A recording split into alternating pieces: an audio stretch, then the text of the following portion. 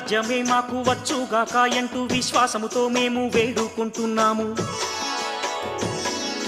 నీ చిత్తమే ఎప్పుడు నెరవేరుగాక నెరవేరుగాక, పరమునందేగాక ఇహములో కూడా నెరవేరుగాక.